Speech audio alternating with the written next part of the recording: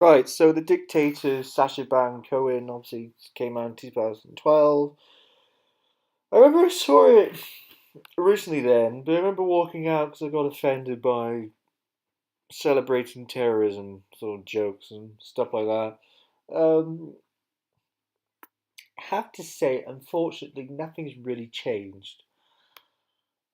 I didn't actually, obviously, I didn't obviously sit through the rest of the film because I walked out that time. I first saw it, and I have sat through the entire film, and it's not surprising for you to hear this, but I'm really not a fan. Um, I mean, it starts off good and very amusing. Like, first 30, 40 minutes, very amusing. It's doing its job. It satirizing, you know, the whole thing of terrorism and things, and I'm enjoying it. But then it just takes a real 180, and then just decides to glamorize terrorism, and the jokes aren't funny anymore. And then it's not like this making a satire of it. It's like they're in love with it, and it just starts going down to common, worst to common. What's the word?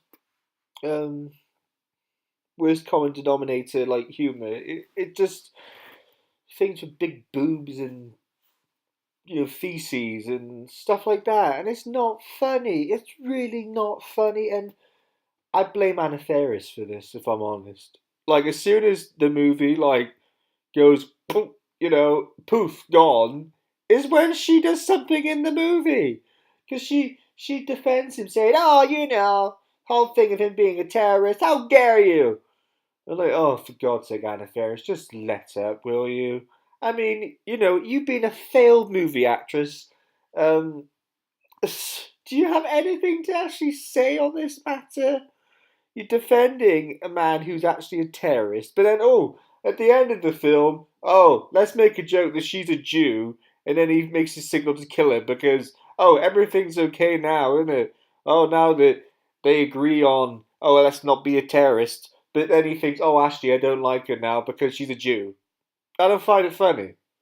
And I just had this overwhelming sense of, oh, I'm just getting really fed up with this now. And it's just a real shame because it starts off being very amusing, ugly, split siding laughter, and then it's just really bad. And when it takes that turn, and it's not funny anymore. And really, to be honest, the scene in the helicopter is what started it off. But I think the complete 180 is mostly to do with that scene in the jail cell because it just amps up the whole thing of what you've already seen in the scene before of, it's okay to be a terrorist. No, it's not. And it just had this feeling that made me feel really annoyed and offended and repulsed. I really don't understand. It's like they make this whole thing of, let's throw these jokes in that make no sense or aren't funny. Like, for some reason, the whole thing of, seeing a water death, which sounded quite funny, earlier on in the film, because they have this conversation about seeing a baby death to, seeing a water death, kind of thing. Not baby death, I mean a baby birth, and then he describes it as seeing a water death, and they're comparing two things because, when your water's broke, then a baby is born, and then he's getting confused with those things. But then they sort of make a thing of, they're doing that joke visually now, later on in the film, and then a notebook comes out of her and then floats up to the surface. You're like, what? I don't get this now. What? And I also think that, for me, there's too many references. Even the bits when, okay, the bit where the film doesn't completely, sell out and stop being annoying. Even in the parts where it was very funny in the first 30, 40 minutes, they throw some jokes in that don't really work.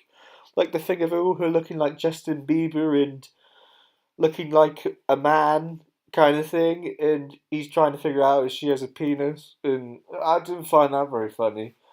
But I don't want to be unpleasant now, but I really have to say this. Anna Faris, you really have. I really find it really hilarious. Like, how she's got to this sort of point where she takes all these small parts, even though she's not really a movie actress and she failed. And her husband is an amazing actor and has so much range, she doesn't. And it's just like, oh, well, I'm Anna Faris. Like, oh, who are you? Oh, you're the actress from Scary Movie who I liked then, but you haven't progressed from that, and you decided, oh, I don't really want to be in movies, or basically I failed, or my agent messed up, whatever. But the thing is, she literally has no range. Like, at first she seems okay in the movie, and she's quite good and everything, and then, like, when the film completely goes poof, she literally has no range at all. It's just, oh, look at me. Oh, look at me. I'm doing this emotion. And it's just, oh, it comes across really forced. And I just think the film's a fail.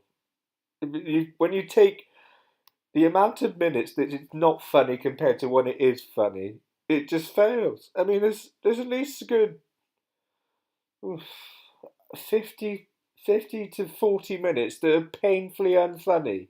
So, based on that, I have to give it 2 stars. Because at first it was very amusing, and then it just kind of sailed off. And then, compared to his other films, like Bruno and Borat, which I've enjoyed very much, I can't say that about this. I only enjoyed, like, the beginning of it, and then it just kind of went, yep, you know what, I don't care anymore.